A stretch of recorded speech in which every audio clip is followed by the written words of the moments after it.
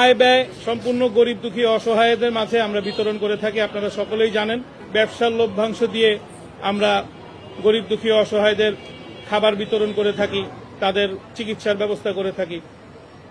তারপর থেকে আমরা সবসময় মিডিয়ার আড়ালেই থেকেছি, কখনোই ফ্ল্যাশ হয়ে সামনে আসি নাই। তো আমরা ন্যায্য মূল্যে পণ্য বিক্রি করার যে প্রতিজ্ঞা, সেই প্রতিজ্ঞায় অটল থেকেই আমাদের ব্যবসা আমরা চালিয়ে যাচ্ছি। আমরা 300 টাকায় পাঞ্জাবি বিক্রি করি, 300 টাকায় পাজামা বিক্রি করি। এছাড়াও আমাদের বিভিন্ন মূল্যের প্রোডাক্ট আছে, যেটা বাজার মূল্যের চেয়ে অনেক কম, কারণ আমাদের প্রোডাকশন কস্ট কম।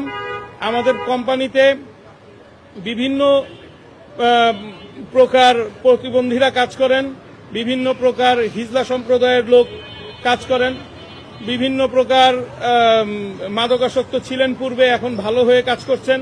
তো তাদের কাছ থেকে আমি যেই রকম ভালোবাসা এবং কাজ পাচ্ছি, আমার সিস্টেম লস নাই, আমার প্রোডাক্টের কস্টিং প্রাইস কম, এবং আমাদের প্রতিষ্ঠান যেহেতু গরিব দুঃখী অসহায়দের মাঝে মুনাফা বন্টন করে, সেই ক্ষেত্রে আমাদের যারা সাপ্লায়ার আছে তারাও আমাদেরকে সুলভ মূল্যে প্রোডাক্ট দিয়ে থাকে।